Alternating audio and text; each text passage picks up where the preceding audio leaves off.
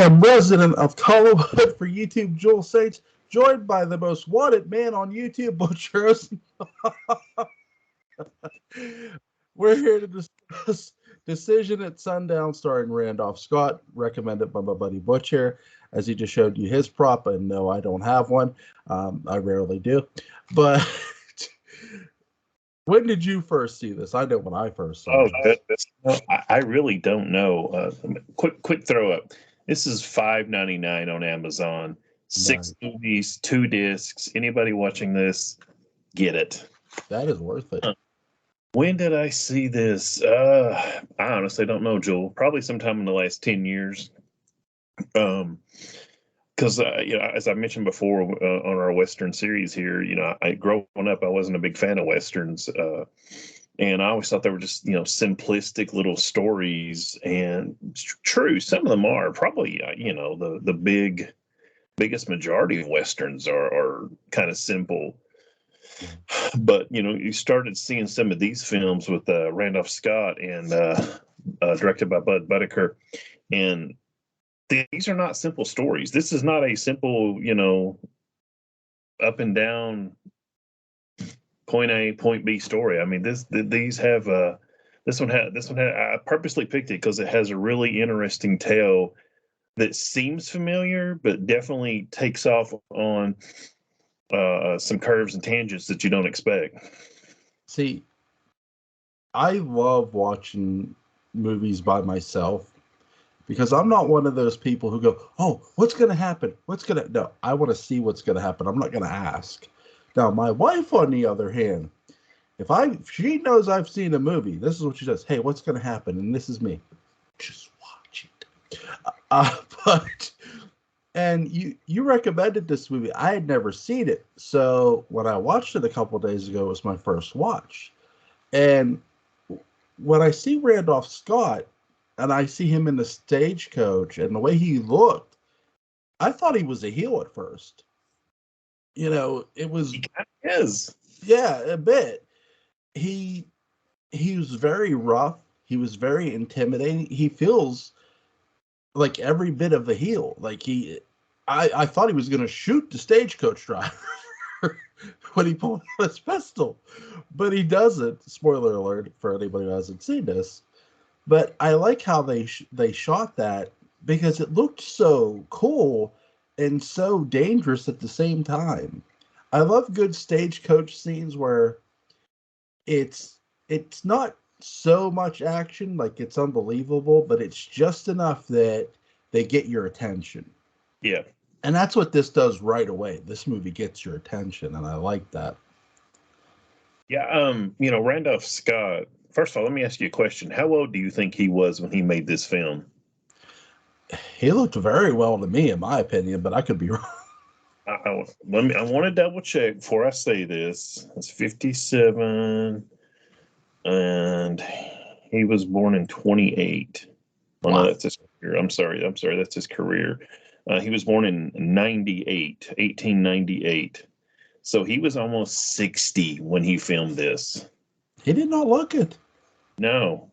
But now you look at it, you see some gray hair and stuff. I thought he was 60, but I wanted to make 59, 60. Right. And, but yeah, this movie really starts off, Randolph Scott, for anybody that doesn't know, he usually plays the really nice, friendly, helpful guy, the friendly hero. I mean, he would have made a really good Superman. And that would be also my description of most of the characters he played. Friendly, helpful. Hey, how you doing? What, your cat's up a tree? Let me help you with that. That is not this Randolph Scott movie.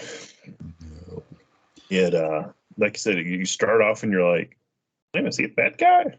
And truthfully, he kind of is. I mean, you come to find out, him and his friend, let's see, Sam, played by Noah Free Jr. For those of you that might remember the Rockford Files, he played Rocky, James Garner's father. They're looking for a guy named Tate Kimbrough, and they're going to go to this town, and they're going to kill Tate. Well, he's going to kill Tate Kimbrough. A place called Sundown. Yeah. And through the course of the film, you find out that Kimbrough when Randolph Scott's character Bart Allison was off fighting the Civil War, Tate Kimbrough took up with Mr. Allison's wife, and Allison comes back, and Kimbrough takes off, and the wife ends up killing herself. Yeah. So you're like, revenge, the great Western drama. Where would modern or even not so modern action films be without some good old revenge? But most of John, I like a good Jean-Claude Van Damme revenge movie because most of his movies are based on revenge. But my favorite one was Hard Target. But there is Directed by yes. I have a question for you about the movie we're talking about, though. Do you feel that the villain, we'll say, the in this movie that Randolph Scott's character is trying to kill, do you believe he's that bad of a villain? Like a pure heel? No, he's mostly selfish. Yeah. Some of the things he says about I can't remember, Mary, I think, was Randolph Scott's character's wife.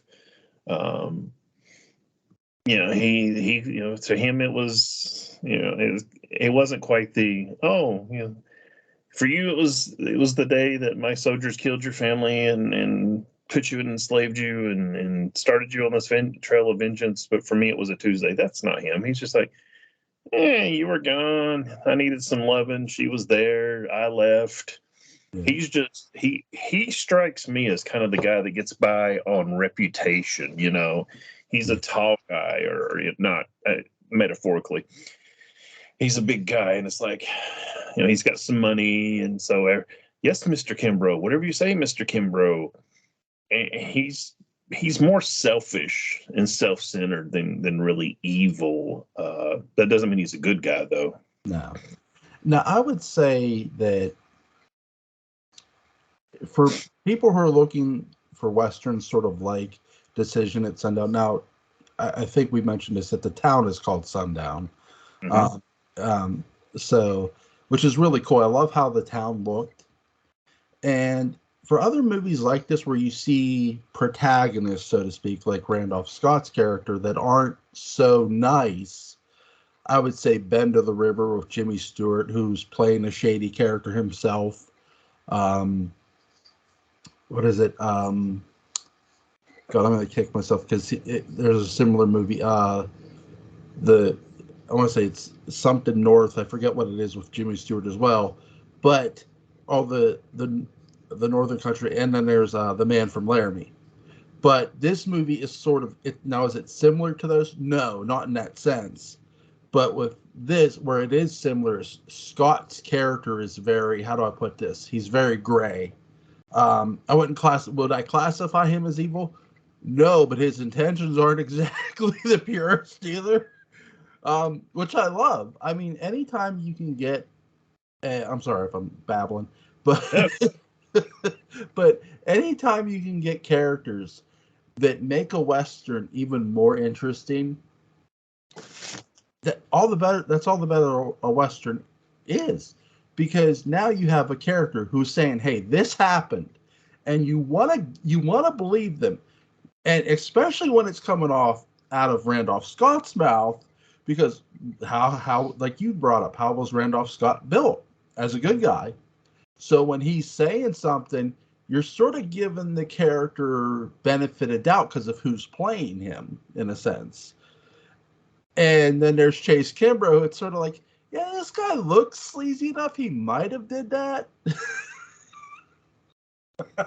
Yeah, and you come to find out through the course of the movie that that wasn't the only man that she fooled around with while he was gone, but he won't hear it. Basically in his mind, his poor innocent wife was driven from the cause of good by this one man, and like his friend Sam tries to tell him and he won't listen. Later, the doctor gets told by Sam. The doctor tries to tell him he won't listen, and then Lucy, the woman that Tate Kimbrough was going to marry, tries to tell him, and he still won't listen. And it's like finally at the very end, he gets forced to listen, literally at gunpoint. And again, it tells what's going to be seemingly a simple or well-known story, and it doesn't. There's so many um, good twists and turns, and in one way I hate to spoil some of them, but in another way I want to I want to talk about how good I think this movie is and how underappreciated it is. What did you think of the setting of the town? It was effective. I was thinking about it later. You only see basically two streets, Yeah. so I'm pretty sure it was on some studio's back lot. Yeah. I did like how when they started this in sort of somewhat open country, and they do they do show you going to town, which Mm-hmm. is, it's always nice in westerns, and usually you do see this in westerns where you start off in an open country and you work your way into town. We saw this with Open Range, um, but so you see this in Decision at Sundown. I gotta tell you, my favorite scene is, and I want to get yours, is when they're in the church getting ready to take Kimbo's getting ready to marry Lucy, and everyone's giving up their guns. The sheriff's giving up their gun, and Randolph Scott's character is standing there. The guy says, "Hey, your gun." He's like, "I know." And he timed it well enough that the wedding started, so the guy's kind of like, okay, I don't want to interrupt the wedding. I actually, I had a line written down. I was going to make some notes, and I had a line written down, and I forgot it. And unfortunately, now I can't remember it. But there's some really good lines. Tate Kimbrough has a lot. It's kind of funny. I'm glad you mentioned Open Range, because I was thinking that this movie kind of reminds me of Open Range, where Open Range kind of is a revenge flick, becomes a revenge flick, but there's parts of it that probably not well, but remind me of it. And you got the doctor and you have this attractive woman who you see with the doctor a lot, but in this case, it's not his sister or wife. And like you said, they're out Open Range, and they come into town searching for somebody. But yeah, I was just thinking, I was like, kind of, it's not like you can watch one and watch the other and go, oh yeah, this is the same film. They just kind of remind me of each other. No, there are sort of a reminders of one another. You're right, because the doctor in Decision at Sundown, now he may not have an attractive sister, mind you, but his sort of somewhat quiet cadence at times in this. Now he's not too quiet, but there's times he is quiet. It sort of reminds me a bit of the doctor in Open Range. Yeah. And now this doctor here has more of an important role than the one in Open Range did. Now the one in Open Range, his sister does have more of an important role, because it's Annette Bening, and goddamn it, you better give her something. But that's neither here or there. But still, with this, the doctor is sort of challenging in Decision at Sundown. If I've lost anybody, I apologize. The doctor is in the saloon, and he's calling all the men out who were once men. They sort of, how do I put this? They've sort of lost their courage and lost their manhood, lost their self-respect. And because they all sided with Tate, they've seemingly sided with Tate Kimbo and sort of give in to his whim. They talk about how they loved the town when they first got here, but when Tate Kimbrough got here, certain things seemed to change, because everything was done by his way or the highway. But it also goes, okay. What it asks you is, well, was Tate Kimbrough really that tough, or were these men just really that weak?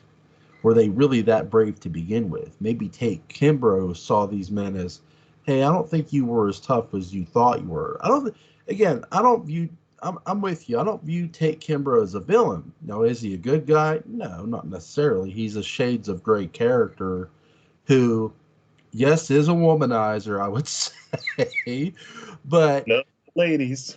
yeah, he's how do I put this? If you've seen Dark Shadows and you've seen Quentin Collins, or better, you know what? If you've seen Charlie Sheen, there you go. Yeah, there you imagine Charlie Sheen wanting to control things. yes, yes. Find And him down somewhere and take over. If Charlie Sheen was a master, well, maybe not mastermind, but at least somebody who wanted to be in charge, and then would put people around him so that they're in charge. But yeah, what's interesting is the sheriff. I feel the sheriff gets played off more of a heel than Kimbrough does. That yeah, because and the he yeah sheriff the sheriff gives his word that the men will, if they give up their guns, they'll right out of time. Now, at first, he sort of does somewhat keep his word. With Sam does take off his gun and is able to walk in to get something to eat and some coffee. And the doctor's like, I wouldn't have trusted the sheriff if I was you. He said, why? He said, because he goes, he could have shot me just there. He didn't. Um, but his deputy does. His deputy's very, the sheriff and his deputies are very dirty because they all side with Tate Kimbrough. And because they're bought and paid for by Tate Kimbrough. They're not so much bought and paid for by the town as so much they are Tate Kimbrough. And that's sort of where you brought up something about El Dorado. I would say that Tate Kimbrough is sort of a MacGuffin in a weird way. He's he's not, again, he's not evil. He's not so evil he's looking to commit cold-blooded murder, because if he was, he could have did it. Um, but he is willing to let others do it for him. And that's where the sheriff and his men come into play, and they shoot Sam in the back, that's sort of what makes you somewhat despise Kimbrough. But it's like, okay, these people are getting paid by him. That's where I feel that's where you sort of start to root for Randolph Scott's character, really, when Sam's more murdered in cold I mean, blood. shot in the back. Let's stress that. Anybody that's ever watched a western knows shot in the back is you're instantly the villain. Yeah. These are whereas Bart Jason and El Dorado has the sense to hire good gunmen. Yep. Tate Kimbrough's kind of stuck with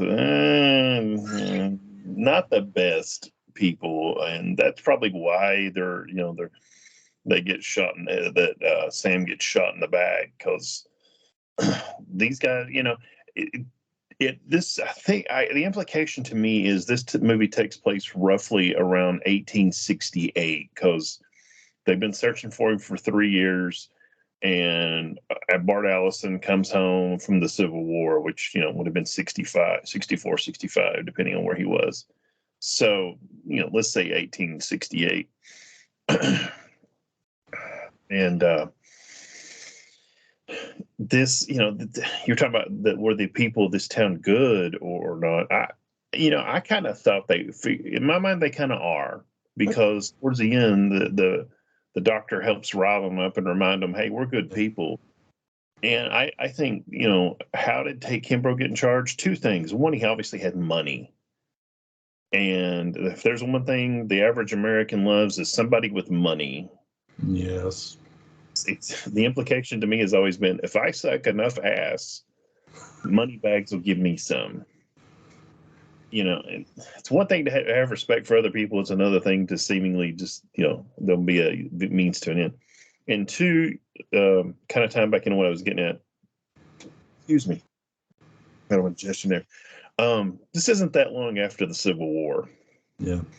So, you're probably dealing with some guys who I would think they probably all, or at least if they weren't in the war, they were around the war. And used to, when growing up in my younger days, in my mind, you could always tell a true combat veteran, because one, they always tried to avoid a fight, and of course, two, they never wanted to talk about it. But so to me, these guys were probably okay, guys, saw some things they didn't want to say, didn't want to see, and have to deal with, and the equivalent, suffering from the equivalent of PTSD, and takes what I call a Loki. And if you know your Thor mythology or Thor comic books, you know what a Loki is, a smooth talker. Yeah. And he'll make one decision. You're like, well, I don't know if we should do that. And Tate is a smooth talker. I mean, he can talk him into it, and he's got the money to back it up. And it's like a sermon I remember hearing when I was a kid growing up, going to a Baptist church. The devil would only take you just one step too far. What about what if we do this? Mm-hmm. Well, and it's not like he immediately goes, well, this, then we'll do this, and then we'll do this. No, we stay right here for a minute, and you rationalize it or whatever, and after a while you kind of like, okay, well, and then he goes here, and then a lot of these guys will come like, hey, wait a minute, no, we're not doing this anymore. And all it took was one man dying and two men coming to town and one of them dying, and then we're going, hey, wait a minute, we're not on the road we need to be on. Yeah, I think excuse me, but the one thing, I think that's one of the best ways to where once Sam is shot, you sort of see the realization in a lot of their faces. There's really good facial acting work here by a lot of the cast, and they deserve a lot of credit too, because yes, they show Sam's death, but in a way, how do I put this? You also see Sam's death on their face. They're oh my God, we just witnessed this man be murdered. And it was wrong. He was unarmed. He was picking up his gun, but he didn't have his gun drawn. He was shot in the back, like you said. And when you're shot, like Butch was saying, when you're shot in the back in a Western, that's the most dirtiest thing you could do. And it's true. It is. There's just something in Westerns where you get shot in the back. Hey, that guy who shot you in the back is an asshole and he's the villain. But Billy the Kid, but that's a whole nother story. Yeah, that's Young Guns 1 and 2. But there's. Have you ever seen the movie? It's either 8mm or 9mm with Christopher Nicolas Cage. 8mm. I've seen it. To explain why I'm bringing this up, talking about the reaction. The movie 8mm, Nicolas Cage is the detective. He gets hired to find out. There's a film. The rich guy's died. There's a film that he has, and he's hired to find out if it's authentic. And we're never really told what happens, and we're not shown that film. But we see Nicolas Cage, kind of like how you see you and me watching this film, and he's like. And the reaction, the best part of the movie is Nicolas Cage's reaction to what he sees in that film. Yeah. And, I remember thinking that's the smartest thing you could have done. Don't show us that film. We don't need to know what's in it, because whatever we're going to come up with in our mind is going to be more, what I come up with is going to be good in my head. What you come up with in your head is going to be good.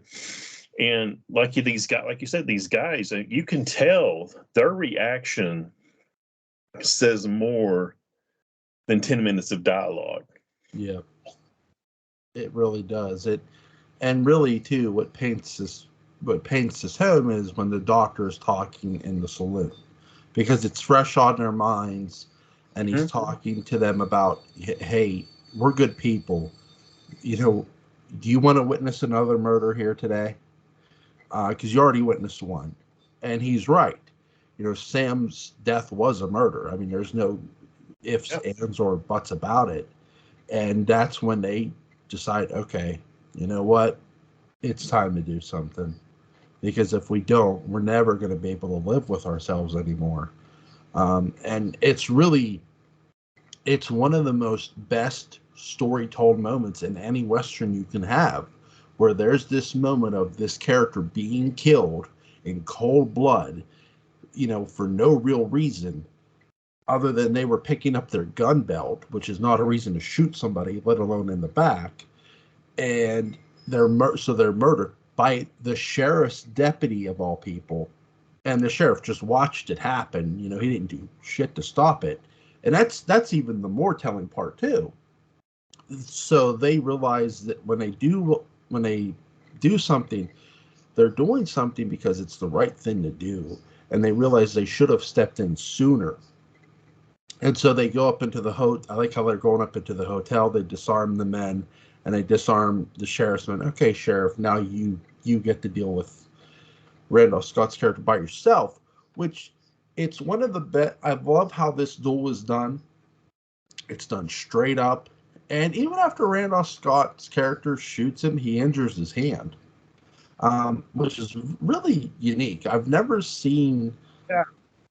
Something like that happen in a Western. It's like, wait, he just injured his hand.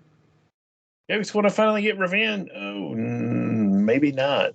There's also a point that you kind of glossed over when they're in they're in the bar because after he breaks up the wedding, and the Take Kimbrough was buying all drinks today.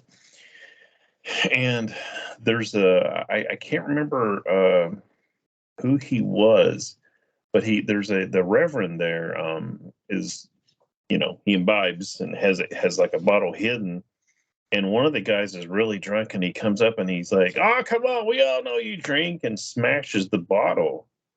Yeah. And the Reverend just kind of looks down and then runs off, and the drunk guy's like, "Well, we all know he drunk." And there's a great line. I think it's the character Morley who sends his men out to disarm the deputies, and he's like, or maybe it's the doctor. Honestly, at the moment, I'm drawing a blank.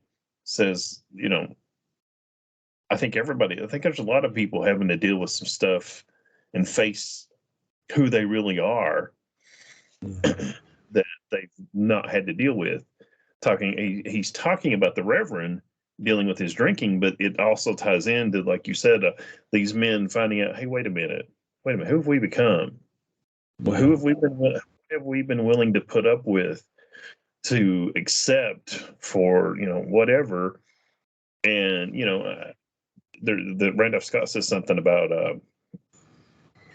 the way a man acting like the way he ought to, and that is one of the things, one of the really reoccurring themes. I'd almost call it a trope in Westerns.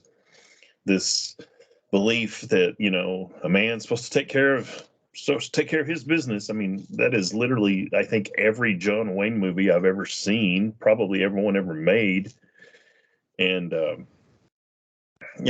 without getting into what John Wayne thought of High Noon, and if you don't, Google that, it's hilarious. But even in High Noon, the guy Gary Cooper is trying to take care of his business. Yeah. And that is a reoccurring theme, a reoccurring trope over and over and over in Westerns, that, a man's supposed to do what a man's supposed to do. Yeah. I'll say this. High Noon's a good movie, but the fact that we got Rio Bravo that movie is even better. In fact, Rio Bravo and El Dorado. And El Dorado, yep. We won't talk about Rio Lobo. It's there, but yeah, that's what I see. When I watched it, I'm thinking, man, they should have let John Wayne play the drunk in that movie. But I wish they would have. I'm going to derail the conversation for just a second. Every time I see that movie, or I think about that line, I'm like, how great would that have been? I mean, you could have. I'm not saying John Wayne would have won another Oscar or anything, but like, why? Why would you not let him be the drunk this time? He is, and it's real simple. You just change the when the train robbery happens at the beginning of Rio Lobo, he gets busted for it and thrown out of the military. Yeah. So all he's doing is hanging around town, bumming drinks, and then he finds out something about that train robbery, and then he's like, I'm going to take care of this. That'd have been so much more interesting than what we got. But anyway, now let's go back to Decision at Sundown. Right. I'll say this. Sorry. I'll say this about if he would have been able to play the drunk person, and they would have had maybe someone else be the colonel as well, like be what he was, and he's the drunk who got kicked out of the military for, like you said, the train robbery, but someone else wanted to stick up for him, like, hey, you shouldn't be drinking. I would have actually put Henry Fonda in that role because it would have made sense. Jimmy Stewart. Yep, Jimmy Stewart too. It would have been Scott. Scott had retired by then. That's true. Yeah, I want to mention something here. On the cast, you've kind of hinted around it. This is a really good cast, and I'm not talking about Randolph. See, our main characters are Randolph Scott, John Carroll as Tate Kimbrough, Karen Steele, and then the Doctor John Archer. Everybody in this movie, that has a speaking line, I think is good. Oh yeah, Ruby. Forgot about Ruby, Valerie French. Everybody in this movie. Are they all winning an Oscar? No, but do they all do their job and do more than just hit their marks, say their lines? I mean, you believe, or at least you can believe, these people are here. They're in this situation. This is happening to them, and this awakening, if you will, happens. And I think it's just a really good cast and really underappreciated film. All great. There's one thing that all the Westerns we've talked about in our series have in common with Decision at Sundown. They all have a great supporting cast around the main cast, where there's these casts of characters who are as much part of the story as our main characters are. And so here in Decision at Sundown, here's this town full of people who are your supporting cast, and they do such a great job with not just their lines, but again, I've been talking about this. We've talked about this with horror too. It's not always the words that get said; it's the facial reactions that you got to watch for, and in westerns especially, because like this. Like I said, yes, you do see Sam get shot, but imagine if you didn't, and you had to rely on the people who were acting. With this movie, you could do that because they're selling it with their faces. Like, they don't say it, but with their faces, they go, "My God, what did we just witness?" God, have I become? I was kidding. I was joking with myself when I was watching. I've watched this movie several times. I love to watch it. I probably watch it about once a year or so.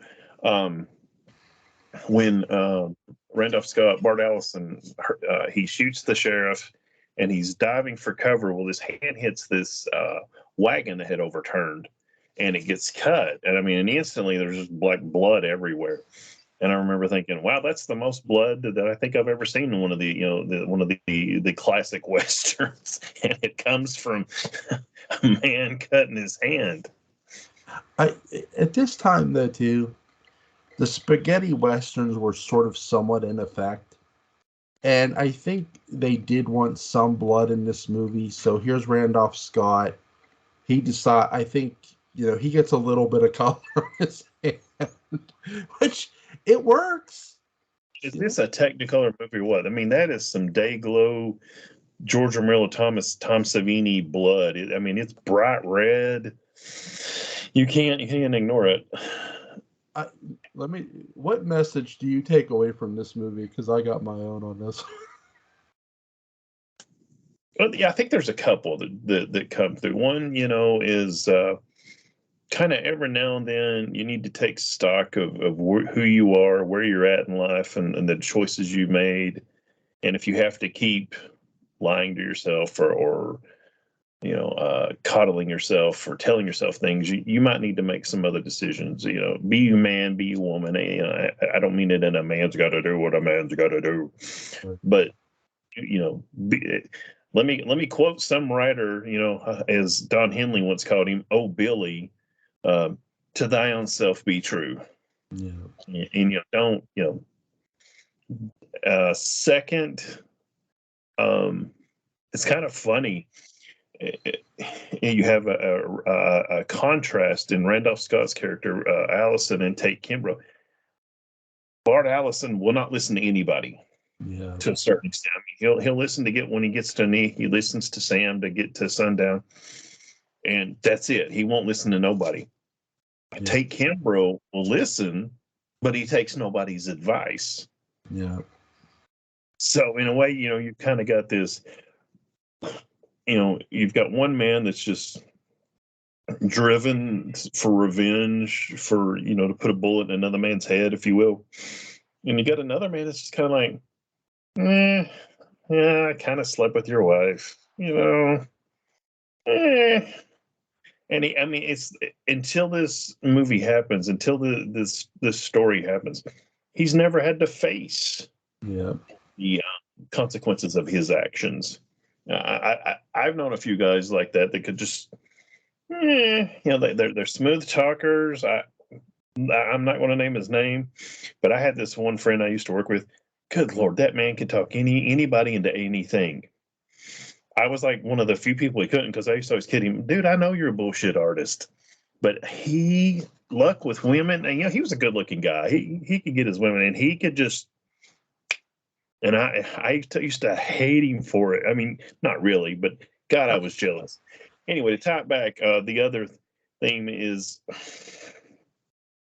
don't rely, yes, try to take care of what you need to take care of, but don't be, if you will, so focused on one goal that you can't listen to other people and be so convinced of your self-righteousness that you can't, because neither one of them listen. And eventually, like I said, Bart Allison is held at gunpoint and forced to listen. And then it's kind of funny. Every time I watch this film, I feel like they're hinting at a romance between Bart and Lucy, the one that was going to marry Kimbrough. And she even shows up and it's like, you're right, you saved me from this. And you know how Westerns kind of shoehorn a little bit of romance in? Yeah. No, there is no romance with Bart Allison, because he listens and then he walks off, and then the next scene, she's Lucy is talking to the doctor, and she's like, we can't let him leave. He's done so much for this town. And the doctor's like, yes, this town changed the day he walked in, and blah, blah, blah. And then you just see Randolph Scott get on his horse, and he's leading Sam's horse out and just trots off. Yeah. No kissing, no loving. It did seem like that I did think when I first watched this, to your point, I did thought, well, are they going to get together? And you're right. Nope, none of that. Here's my lesson I learned from this movie. If you want a problem between two stubborn ass men resolved, make sure there's a woman with a rifle nearby. You caught who she was, right?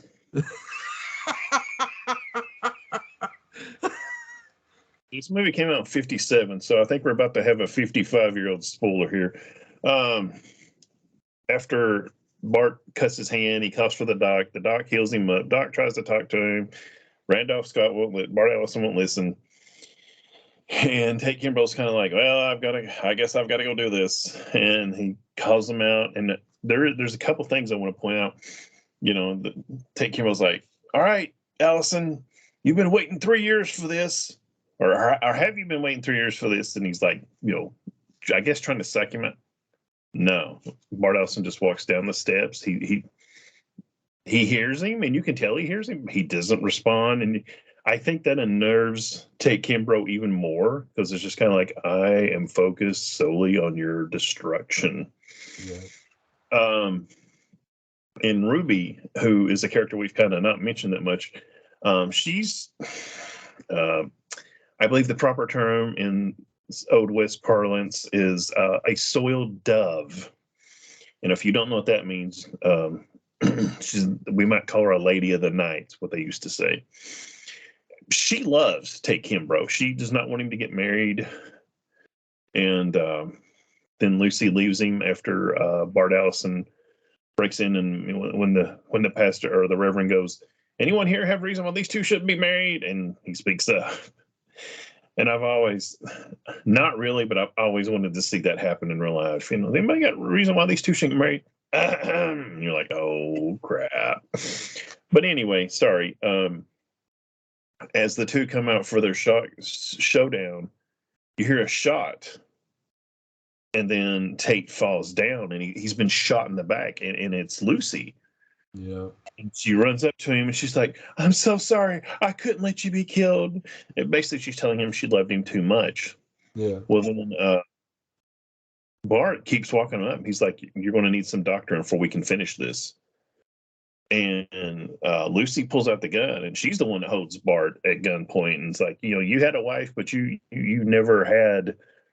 You had a woman, or you never had a wife. I forget exactly how she phrases it, and finally makes him listen to the truth. And then the doctor's like, yeah, I was trying to tell you, Sam was trying to tell you, basically the whole damn town was trying to tell you, you wouldn't listen. And then the doc takes Tate in, patches him up. Him and Lucy leave town. And then the scene I mentioned with Lucy and the doctor, like, oh, we owe him so much. And he just rides out of town.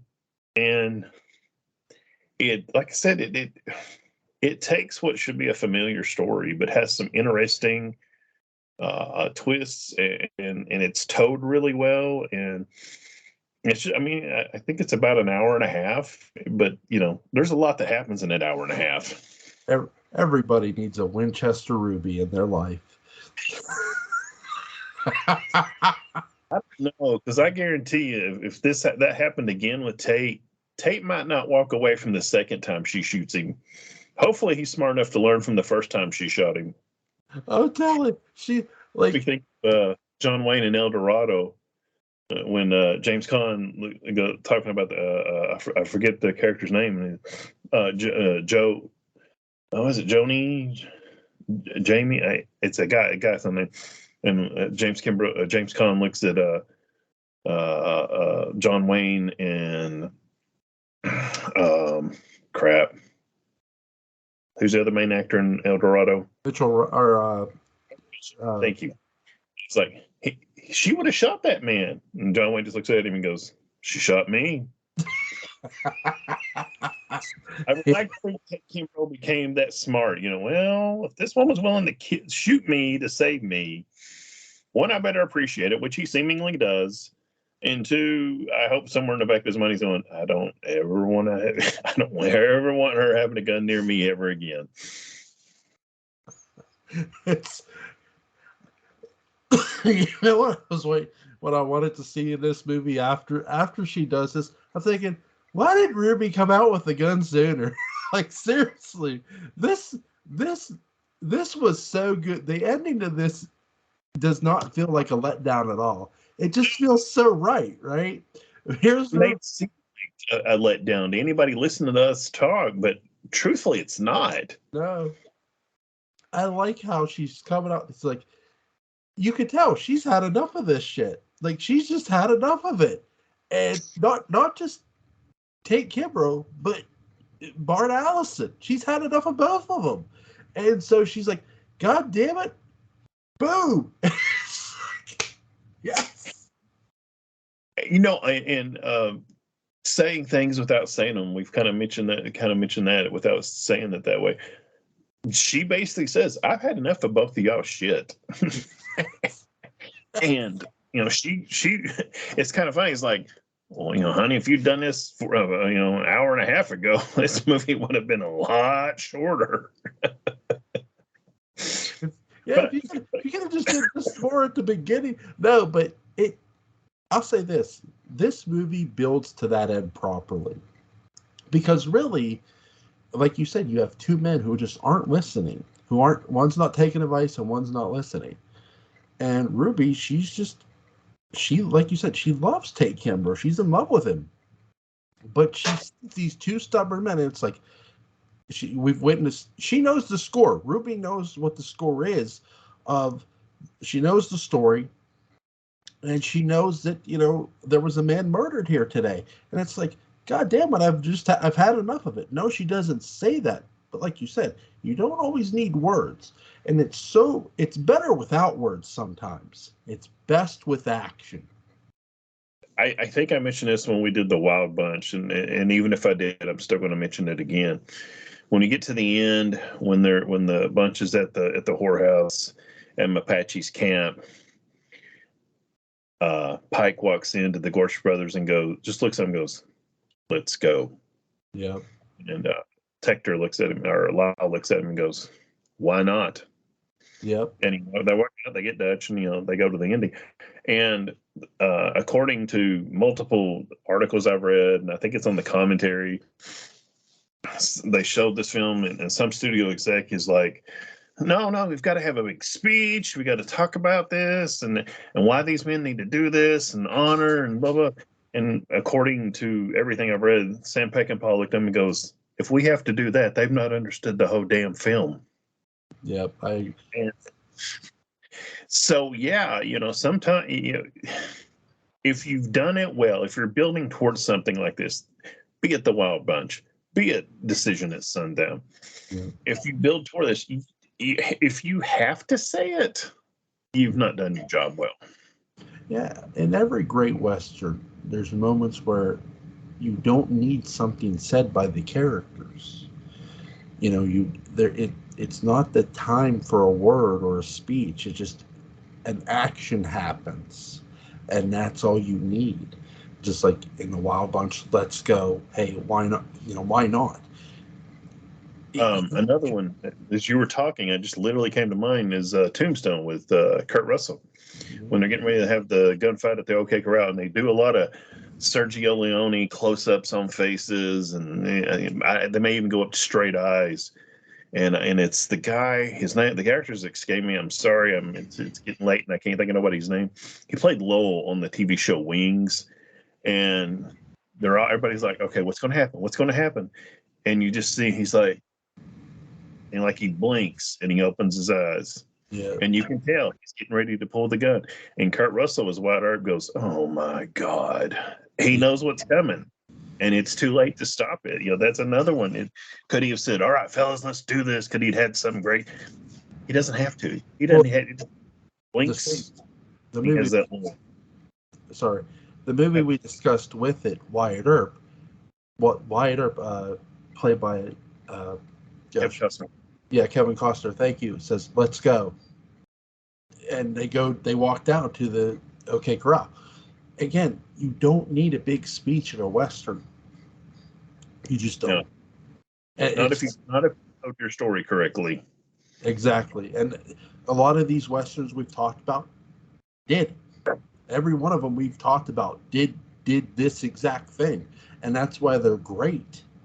That's one of the reasons why they're great. Not just the act. Yes, the actors are obviously great. Wayne, Fonda, Bronson. Like there's a reason we're mentioning these Westerns. Not just, yes, it is our series we're talking about here, but these stories were written well and acted well and performed well in front of a film, in front of a camera. Yeah, Robert Mitchum, Randolph Scott, pretty much any main character in Once Upon a Time in the West or the Wild Bunch.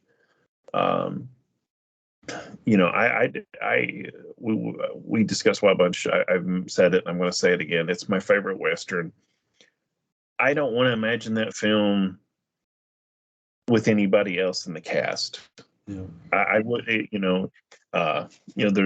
the talk of the multiverse, and there's somewhere there's a multiverse where every result you can think of has happened. So, Ronald Reagan was in Casablanca. I don't want to see that. There's one where Batman 3 with Michael Keaton came out somewhere around 1992. I want to see that, but when you're doing these films, Sorry. could anybody play the John Wayne character in Rio Bravo? Yeah. Yeah. Do I want to see that? No. When you go to the Shootist, however, could any older actor do that role? Could he do it? Yeah. Does it have the impact that John Wayne doing it does? No. Oh. Robert Mitchum in Dark Knight of the Hunter. Great movie. This movie, William Holden, The Wild Bunch. I mean, the fact that William Holden, in my opinion, was not nominated for an Oscar. I know it's a Western and it was seen as an inferior genre at the time. Oh, God, every time I watch that film, it's like, if Pike Bishop was a real man, I'd probably follow that man to hell. Pike Bishop as a character, we've talked about this with the Wild Bunch. I love the line he goes, "I either lead this bunch or I end it here," and it's such a great line because William Holden was a great actor and knew how to sell his ass off. I've seen Stat like 17. God damn it! Is it Network? Is that the one is he in Network also? I believe so. He may be. Yeah, I've not seen a bad William Holden film. I've seen some that I kind of felt like he was like, I think he was in the Omen 2. I guess he's getting to the point.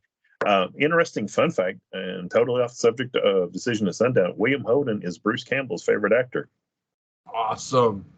That's another one we'll have to discuss, the Adventures of Briscoe County Jr. I haven't, but it might take a while to watch all those episodes. Be fun though. It's on Tubi as well. That's another thing.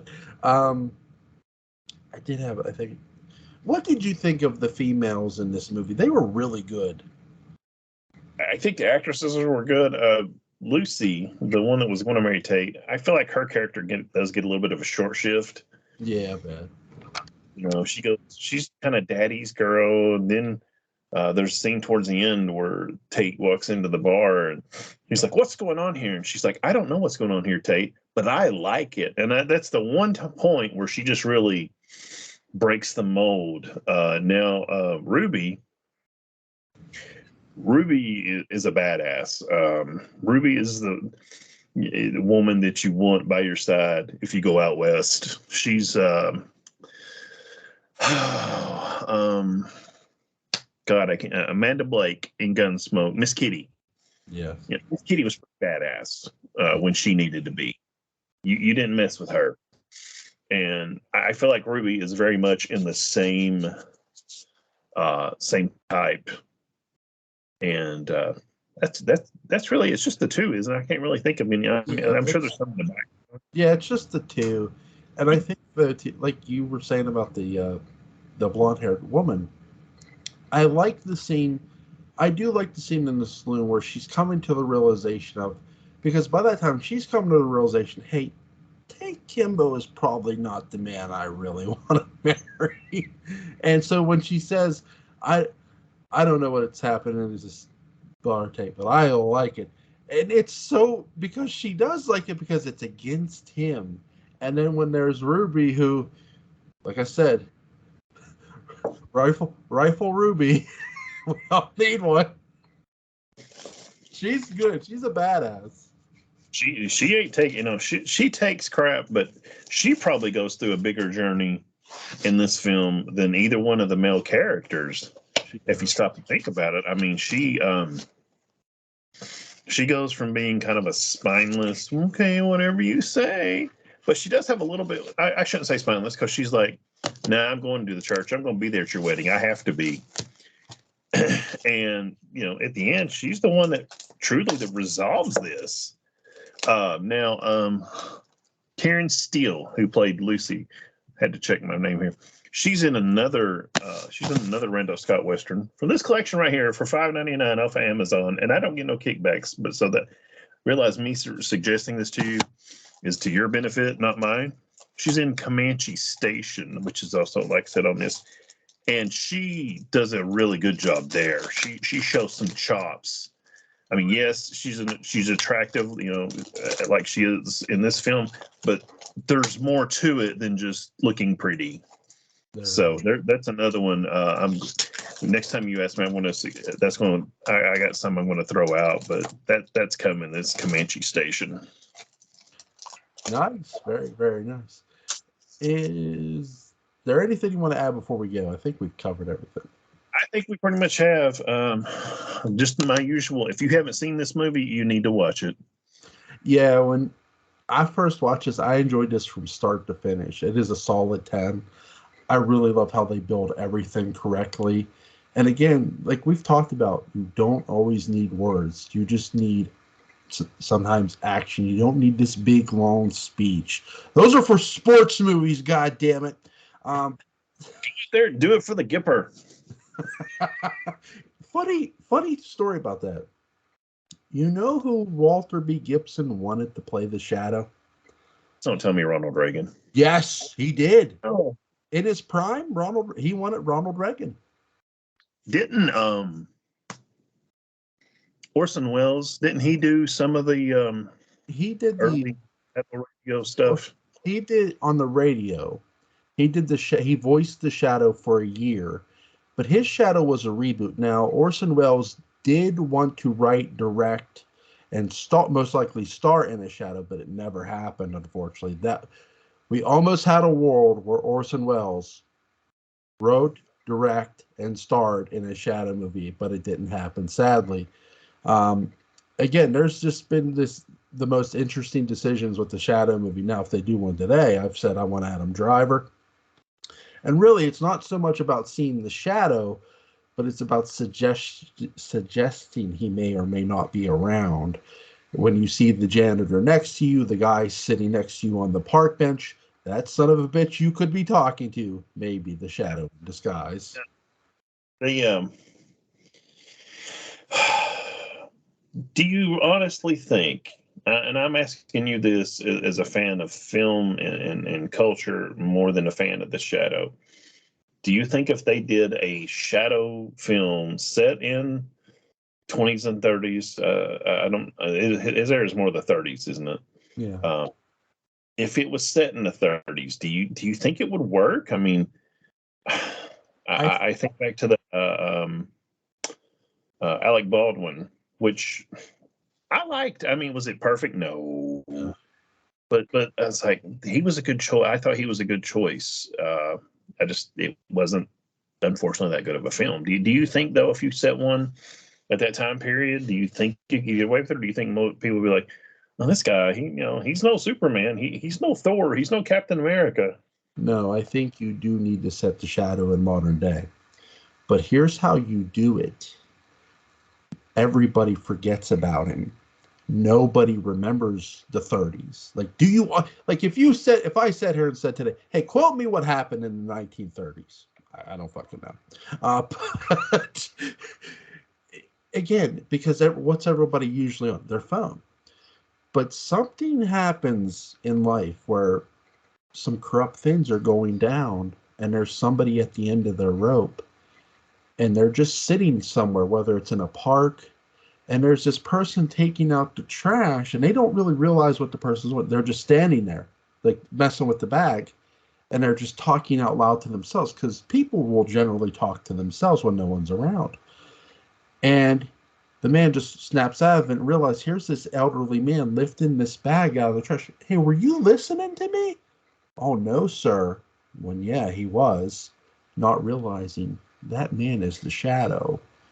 And he goes, saying, no, sir. He goes, no, Jewel, I wasn't. Yeah. And, so then he goes, wait, how did he know my name? And then he turns and looks and he's not there. There you go. Right? That's the thing. Like, it doesn't, you don't have to see the Shadow to know he's there, but you could always suspect, is that him? And that's the best part about it. Then when the Shadow does appear to save someone's ass, or whether to stop them from committing suicide or to save them from a villain, then it's like, oh shit. You have to have. I'm not familiar enough to make this comment, but you have to have an actor that has some kind of voice that draws you in.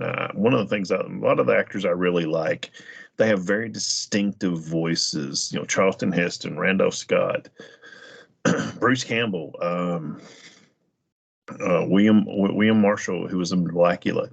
You know, that's just four off the top of my head. They have very distinctive voices, and if you do a shadow film, this guy's got to have a voice, and he has to be able to make Lamont Cranston and the Shadow sound like different people. Mm-hmm. Like Kevin Conroy, may he rest in peace, when he did the Batman the animated series, Bruce Wayne and Batman sounded like different people. Well, Whereas when Christian Bale did his Batman voice, it just sounded like Bruce Wayne had gargled with some sandpaper. I'll say this, because in the pulps, Lamont Cranston and the Shadow weren't the same person. Everybody just perceived that they were.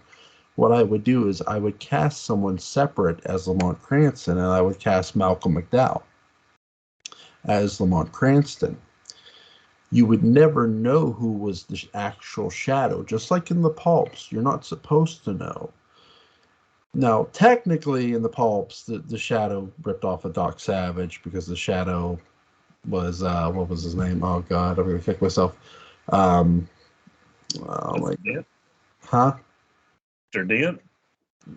No, I forget the name. I'm gonna kick myself, but Allard? Wait a minute. You're yeah, talking about Kent Allard, yeah. But in the pulps, what Walter B. Gibson did was he said it was Lamont Cranston, but in the next book, The Shadow Laughs, he said, no, it's not really Lamont Cranston. He just uses Lamont Cranston as a disguise, as a cover. We'll have that same thing here, but yes, have there be somewhat of a son of Lamont Cranston and have that be Malcolm McDowell. And Malcolm McDowell would be old enough to pull this off. And he's a great actor. He's not the Shadow, but he's the agent of the Shadow, if you will. And again, there are things they need to do to be correct and not reveal the character. I think that there's a hint in the Alec Baldwin movie with the Kent Allard thing. If you watch the dream sequence with Alec Baldwin's The Shadow, he's taking his fingers under his skin. That's the Kent Allard nod the nod they give to the pulps. But instead of having a nod, have it be literally, hey, it may be Kent Allard. It may, the Shadow is out there, but whether you know he's out there or not, you only know when you hear that laugh, that sinister, mocking laugh.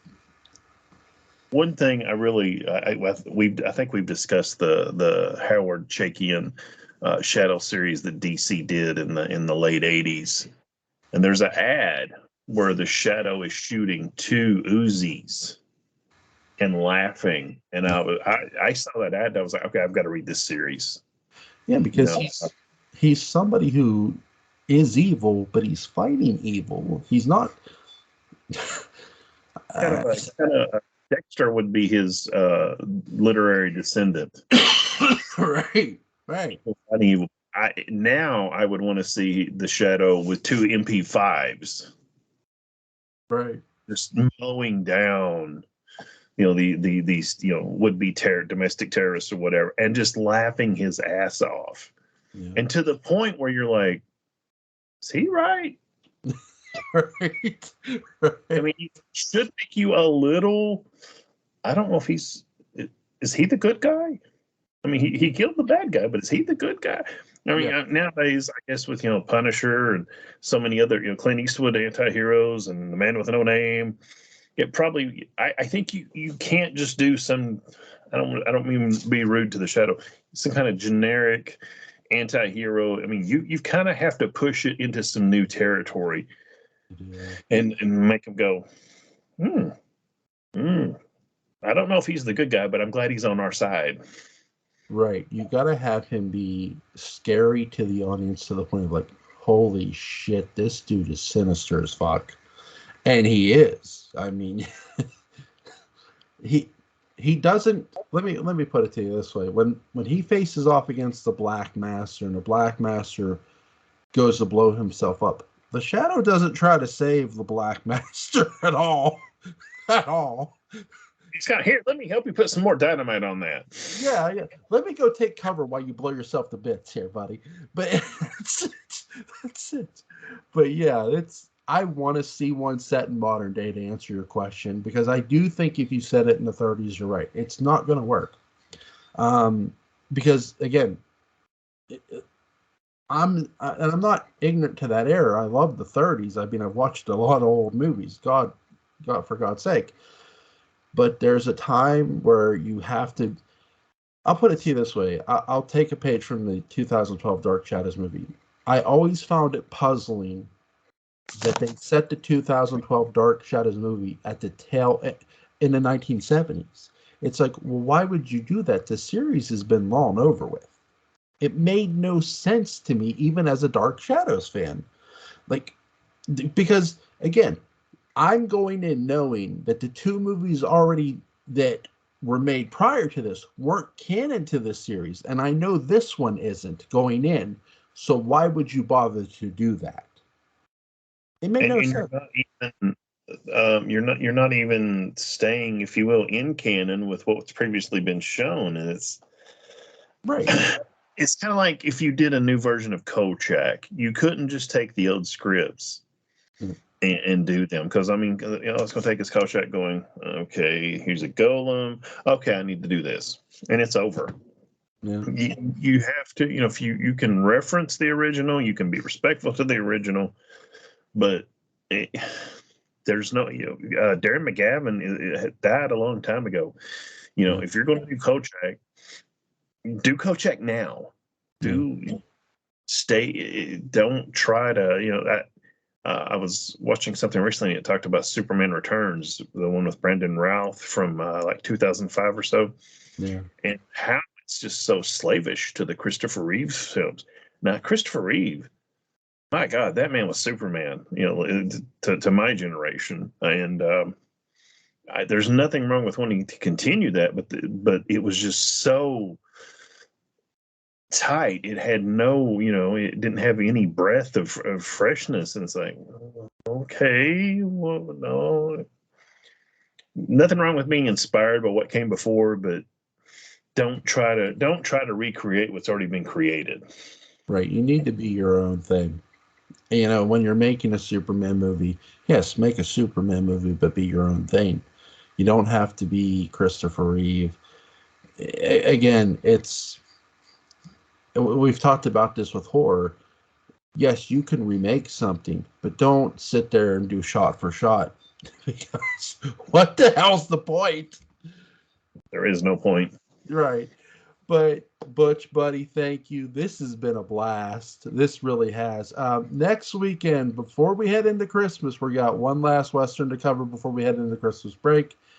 And it is Will Penny. Penny, all right. That's the one you originally picked. Alone at Home. I believe Will Penny is on Tubi. There you go. I will give it a watch again, because I've seen the movie before. I love Donald Pleasance as the mad preacher in this movie. He is so psychotic. We will get into that next Saturday night. Butch, buddy, thank you so much for coming on. As always, man, it is always a blast with you with this. Have a great weekend, my friend. You as well. Thank you again. It's always a pleasure, bud. Bye-bye.